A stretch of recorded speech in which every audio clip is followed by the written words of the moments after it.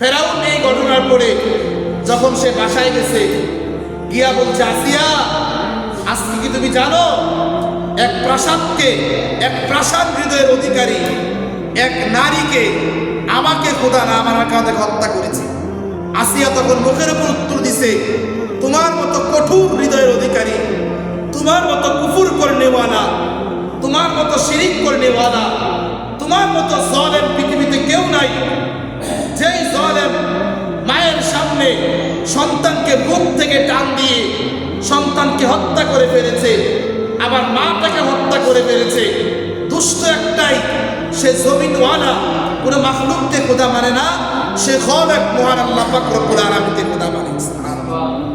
তখন ফেরাউন বলছে, আসিয়া তুমিও তো মনে হয় এই দলের, কথাবার্তা এরকম বোঝা যাইতেছে।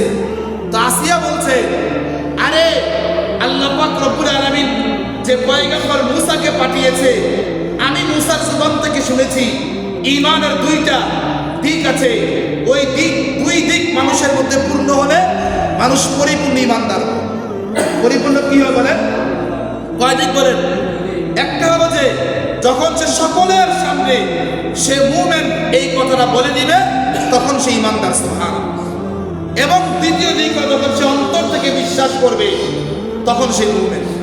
তাহলে অন্তরে বিশ্বাস করা, মুখে স্বীকার করার নাম কি বলেন? ঈমান। শুধু অন্তরে বিশ্বাস আছে, মুখে স্বীকার করে না, এটা কি ঈমান বলে না?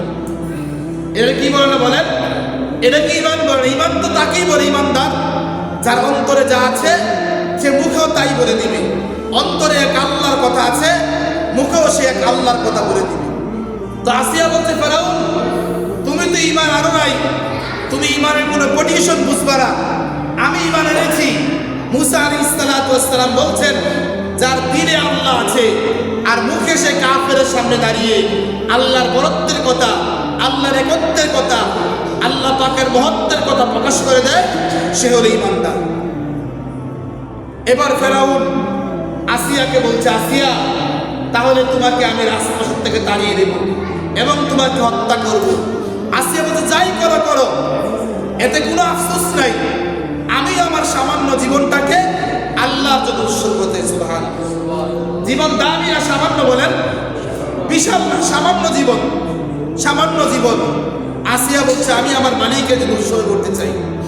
ফেরাউন রাজপ্রাসাদ থেকে আসিয়ার চুল ধরে টেনে বাইর করে আসিয়ার কাপড়গুলো গা থেকে খুলে আসিয়ার বলছে, আসিয়া শাস্তির প্রথম ধাপ তোমাকে উলঙ্গ করলাম, দ্বিতীয় ধাপ কত কঠিন হবে তুমি ভাবতেও পারবে না।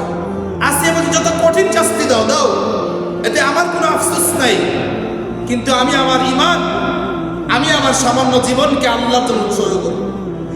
দ্বিতীয় ধাপে ফেরাউন জল্লাদকে বলছে, জল্লাদ তাকে যদি ডাইরেক্ট হত্যা করি 5 মিনিট 2 মিনিটে সে মারা যাবে, তাকে এমন এক শাস্তি দেব যাতে করে সে ঘন্টা ব্যাপী এরা যন্ত্রণা সে ভোগ করতে হয়। জল্লাদ বলছে, বাদশা মহাজন শাস্তি কি? বলে, তার 2 হাতের মধ্যে প্যারাক মারো আর 2 পায়ের মধ্যে প্যারাক মারো, মারার পরে ধারালো সবচেয়ে ধারালো যে ব্লেড আছে এই ব্লেড দিয়ে তার মাথা থেকে নিয়ে পায়ের সবগুলো চামড়া তুলে ফেলো। যখন তুলছে আসিয়ার চোখ দিয়ে পানি পড়ছে। ফেরাউন বলছে, এখনো সুযোগ আছে, চামড়া তুলছি তো কি হয়েছে? বিভিন্ন বিশ্বে ডাক্তার দিয়া আমরা এই চিকিৎসা করে আবার নতুন চামড়া লাগাবো, তুমি আমাদের খোদা মানো। আসিয়া বলছে, আয় ফেরাউন, তুমি বুঝছো না আল্লাহ পাক যে ঈমান আমাকে দিয়েছে এর তেজ কতটুকু, তুমি আরো শাস্তি দাও, কিন্তু আমার মালিক আল্লাহকে আমি জানতে পারবো। তখন এই ফেরাউন তৃতীয় শাস্তি দিছে, এই পুরা গায়ের মধ্যে মরিচের পড়ে দিছে। আসিয়া ছটপট ছটপট করতে করতে আল্লাহ পাক রব্বুল আলামিনকে বলছে, ইন্না ওয়াজাদনা, আয় মালিক আমি আপনার কাছে চাই আর পাবো, আপনি আমাকে দুনিয়ার ফেরাউন তার রাজপ্রাসাদের ঘর থেকে বাইর করেছে আর আমি ঈমানের উপর অটল আছি। আমি আপনার কাছে চাই আপনি আমাকে জান্নাতে আপনার পাশে একটা ঘর দিয়েছেন। বলতে বলতে আসিয়ার ইন্তেকাল হয়ে গিয়েছে।